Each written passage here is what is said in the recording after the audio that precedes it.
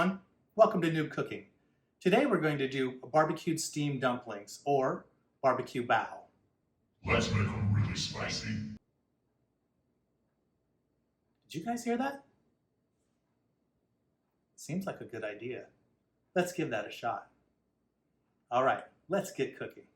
First thing we want to do is take the same dough that we made our previous in, and I showed how to do this earlier, but I'll go ahead and clip it in there. And what we're going to do is what's called the window pane method. And we're going to pull the dough until we separate it in the center, making kind of a donut here. And this donut is going to be roughly about 1.5 inches, maybe 1 inch in diameter. And when we get it to that and get it smooth all the way around, let me move this out of the way so you can see a little better. We will go ahead and use our dough knife here, and we're going to cut it into a snake. The reason we did that is so the ends of our bao dough aren't tapered off. They're exactly equal all the way through.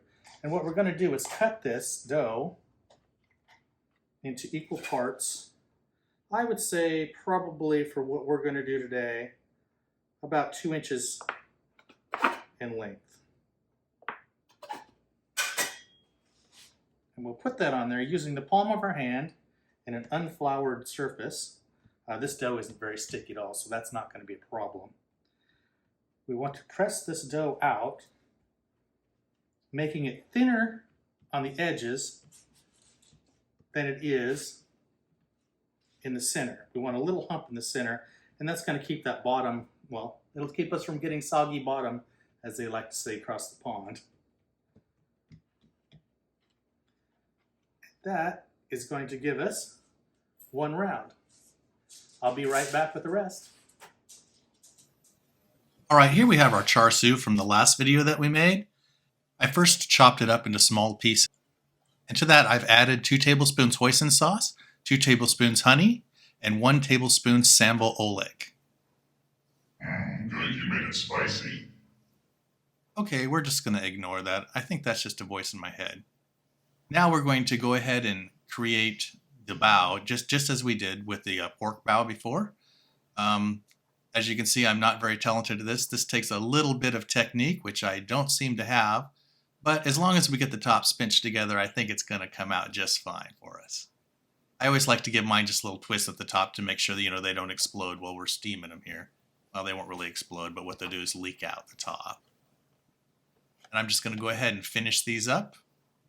And then we'll get them over to the steamer so you can take a look at that.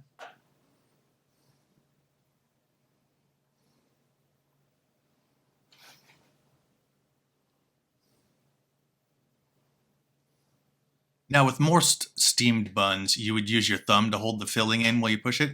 But I found with barbecue, since it's so messy and you would stain the outside of the pork bun, what you want to do is just keep your thumb out and just pinch it like I did there.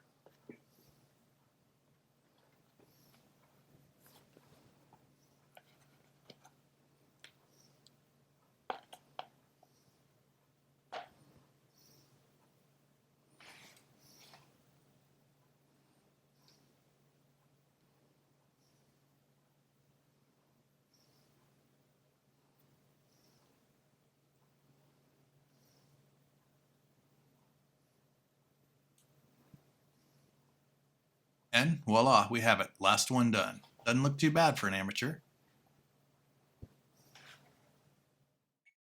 All right, now we have all of the buns done. We're going to put them in a bamboo steamer and place them on top of a pot of boiling water for 13 minutes.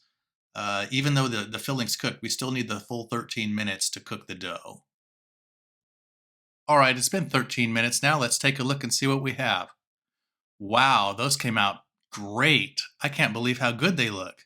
I actually thought the filling might leak a little bit, but it looks like everything's fine. I can't wait to cut into one and try it.